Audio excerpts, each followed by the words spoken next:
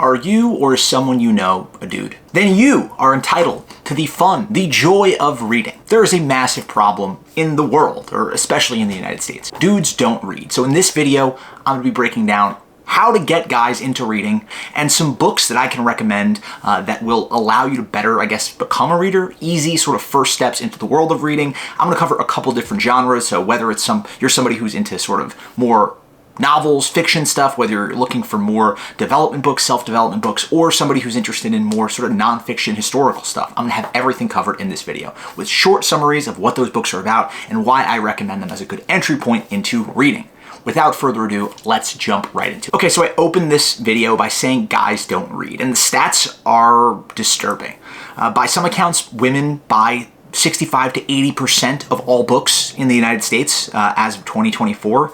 Not great for us, not great for men. I heard a quote once that I really loved about reading, and it's that reading doesn't necessarily make you smarter, it makes you wiser. Wisdom comes from lived experiences and time, and books let us borrow the experiences of people we'll never meet in a way that no podcast, movie, or video interview ever really can. Whether you're buying a gift, trying to get back into reading after some time away, or attempting to gently rescue a friend from illiteracy or an all-podcast Joe Rogan diet. So the first category of books I'm going to be covering in this video is what I call Adaptation Corner. And they are the books that have an adaptation already out, movie, television show, or are going to have an adaptation out sometime in the near future. So the first of those books is one of the latter. It is Project Hail Mary. Project Hail Mary by Andy Weir, whatever the case may be, is a story about a lone astronaut who wakes up in space with no memory and slowly realizes that he's humanity's last hope to survive. The movie is coming out next fall, or next, I guess, summer, with Ryan Gosling. I expect it to be sort of a smash hit. The book itself is spectacular. It is a very quick read. It is very funny, very much in the Andy Weir tone. And I think that there's a reason that Weir has now written two books that have kind of exploded into mass media. The other one being The Martian, which may or may not be on this list as well.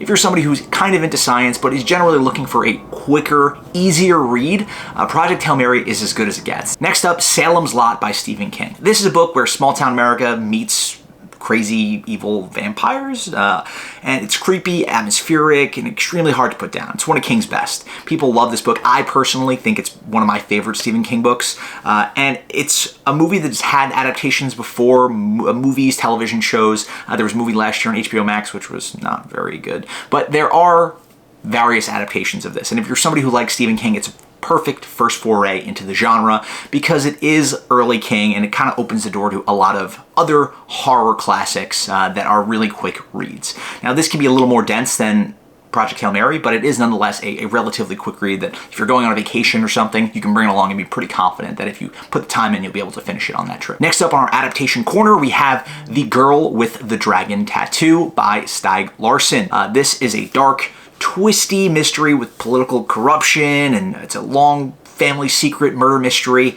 And the girl with the dragon tattoo, the proverbial girl with the dragon tattoo, is one of the most iconic anti-heroes in all of fiction.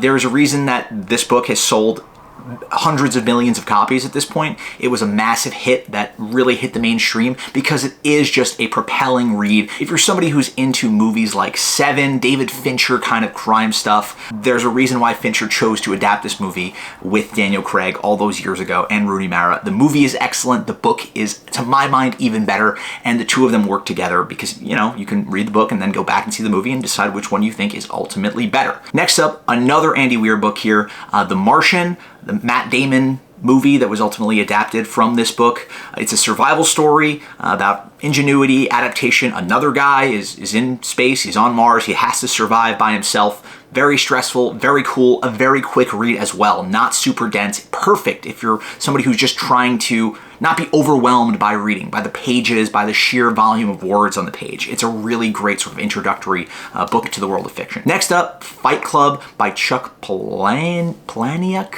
Sorry, tough to pronounce his name. Sorry, Chuck. People know Fight Club. They know the movie. They know Brad Pitt. They know the iconic scenes. They know the first rule of Fight Club is you do not talk about Fight Club. And I've already violated it. But I think there's different rules for the book. What do I know? Now, this is a short, brutal book. The writing is super sharp. It is special. The way that Chuck Palahniuk Polaniuk writes this book is really special to me.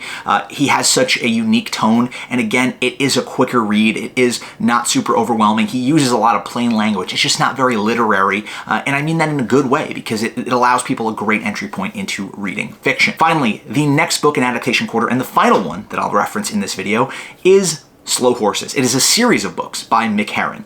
To my mind, the best spy fiction series going. These books are awesome. They are such fast reads. There's a lot of action. There's a lot of humor in these books, and they're just very funny, cynical, and offer a really great sort of entry point into the world of spy fiction, which is really deep in terms of novels and opportunities you'll have to dive into some similar and great worlds.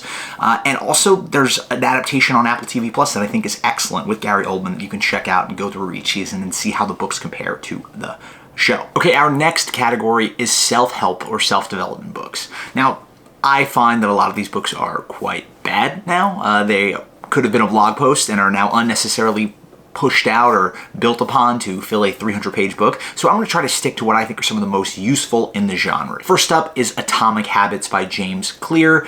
Simple, actionable advice about making small changes in your life and building habits over time. Now, this habits issue is going to be a recurring sort of important lesson, because my second recommendation amongst these self-development books is The Power of Habit by Charles Duhigg. Explains how habits work, why they stick, and how to change them using real-world examples, again, that actually make sense. So those are my two habit books within this self-help sort of world. I think that most people would enjoy them. They're both great, quicker reads. Certainly Atomic Habits more than The Power of Habit, but The Power of Habit is, to me, one of the best of these books in the genre over the last several years, so I highly recommend. Next up, I recommend The 4-Hour Workweek by Tim Ferriss. You don't have to agree with everything Tim Ferriss says, but it's a very provocative book, idea-heavy, and it's great for sort of shaking up things. I think that most people I know who've ever been recommended this book have some sort of reaction to it that's well worth your time. Let's move on now to graphic novels. If somebody says they don't read, maybe they want to start with something like this. It's a comic book, a lot less words, but a serious quote-unquote literary comic book. And for this, I go with Watchmen by Alan Moore, the first of this sort of genre. It's another adaptation where there was a movie by. It's another adaptation-rich kind of story where this was turned into a movie years ago that is also quite good, but it is basically a page-per-page ripoff of this iconic superhero story that is really a deconstruction of superheroes, power, morality. It is incredible for anyone who is interested in superheroes, who is interested in Batman in particular, or that kind of DC dark world. They will love Watchmen, and it is well worth a read to anyone. Most people. It's an incredible book. Next up, Saga by Brian K. Vaughan and Fiona Staples. This is an ongoing series. You can buy the trades, but it is a sci-fi fantasy epic about war, family, survival, very funny and a lot of heart. Really worth checking out. If you are somebody who's into sci-fi, maybe you're into Star Wars, it is very R-rated, a lot of nudity and sex in this book, but it is well worth your time. Next up, another Brian K. Vaughan book. To me, my favorite comic book / graphic novel series of all time. I'm going to go with Y: The Last Man. What happens when every male on Earth dies except for one guy who is not the most masculine, not the coolest, toughest guy. He is left alone due to some genetic mutation, and he is humanity's last hope. This story tracks Yorick Brown over the course of many years, humanity's last hope. It turned into a television series for Hulu a few years ago. Don't watch that. It was quite terrible. But do read this graphic novel or recommend it to somebody if they are interested in graphic novels and getting sort of a quick entry point into that world. Finally, our fourth category here is nonfiction that reads like a novel. This is a recommendation list for people who want to read books, but they are bored by nonfiction. They want to maybe read fiction. And these books all are written like the best of novels. They're very fast-paced. They really pull you into the world. They're gripping. And on a scene-by-scene basis, they really do feel like some of the best novels written of all time. So I'm starting off here with Say Nothing by Patrick Radden Keefe.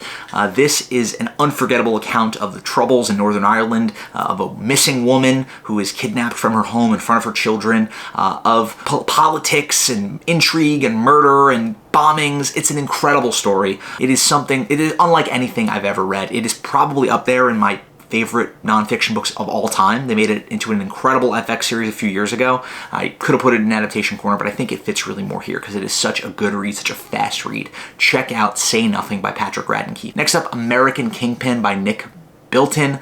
This is a story about the gentleman, the creator of the dark web, A lot of bad stuff happens on there, not a lot of good stuff. And the guy who was behind it all, and the FBI's pursuit of this guy, and how they ultimately tracked him down despite a lot of efforts to hide his identity. An incredible story, feels like a movie. They made it into a movie that I don't think anybody saw, but I wouldn't be surprised if somebody takes another crack at this down the line because the story is just too good. And the book is so well written, it is an incredible use of your time. I think anyone who starts reading this will not be able to put it down. Finally, Bad Blood by John Carreyrou.